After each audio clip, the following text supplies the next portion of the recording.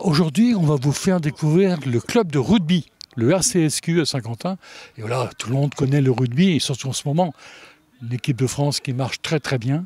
Donc, notre émission, c'est quoi ton club? Et on a posé la question aux dirigeants du rugby saint-quentinois.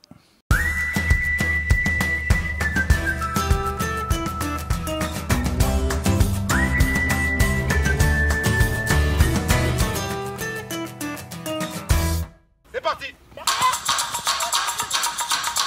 n'y a pas rien avant, on continue à jouer. Le rugby est né il y a exactement 200 ans, en 1823, en novembre 1823, dans la ville de Rugby en Angleterre, où Webb Ellis a pris ce jour-là le ballon à la main pour aller marquer un but. Et de là est né le rugby.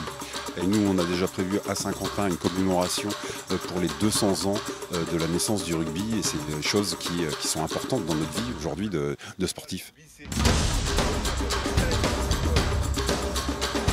Il faut savoir qu'on est à un peu plus de 1900 clubs de rugby en France. Le but, c'est de former des rugbyman pour le but unique et commun d'alimenter l'équipe de France. Le 15 de France qui doit rayonner pour faire rayonner le rugby amateur en France. Notre but, c'est de former les gamins pour qu'ils soient les meilleurs possibles. Et on a eu des gamins qui ont persévéré, hein, qui ont réussi à monter jusqu'en Fédéral 1 sur les 8-10 dernières années.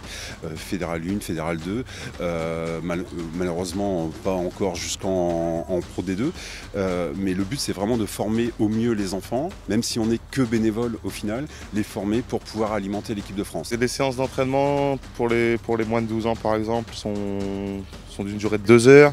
Sur 2 heures, on fait une partie de 30 minutes où on fait du jeu à toucher, où là il n'y a vraiment pas de contact, c'est histoire de vraiment s'échauffer les jambes, dérouiller un peu les genoux et retravailler un peu la passe. Après on passe sur une partie un peu plus technique où on fait des exercices avec du travail individuel, travail par 2, par 3. Et puis après, on s'échauffe les cervicales, c'est très important chez nous, cervicales et les épaules. Et après, on part sur des exercices de plaquage et on finit bien souvent sur un petit match à la fin de l'entraînement. Une petite douche et après, on a le goûter où on partage tous ensemble dans le clubhouse. L'intérêt pour un enfant, il y en a plusieurs. Il y a l'intérêt de retrouver les copains, de faire une activité sportive qui est quand même enrichissante sur le plan physique et sur le plan relationnel.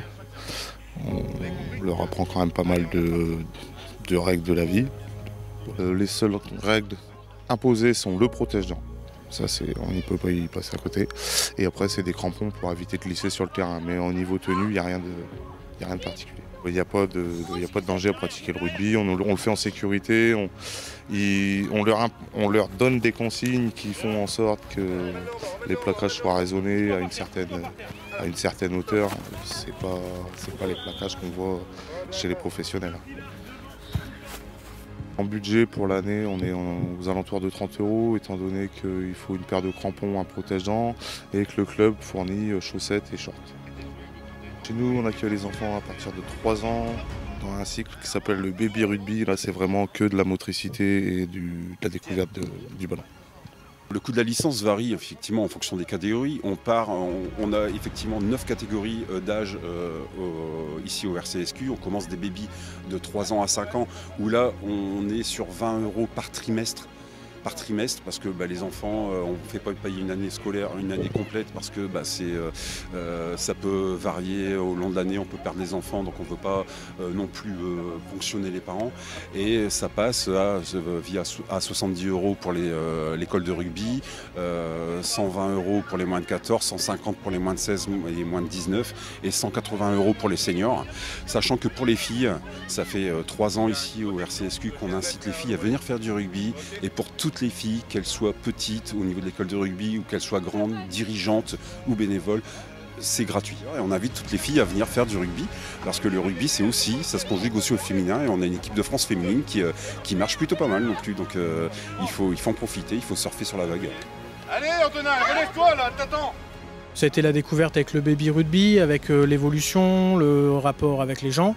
Et puis maintenant, c'est devenu une passion, mais une passion de jeu, une passion d'ambiance, une passion de ses coéquipiers, d'être au club house, d'être avec tout le monde. C'est une famille, c'est une deuxième famille et c'est surtout ça en fait. Les valeurs du rugby, beaucoup de respect.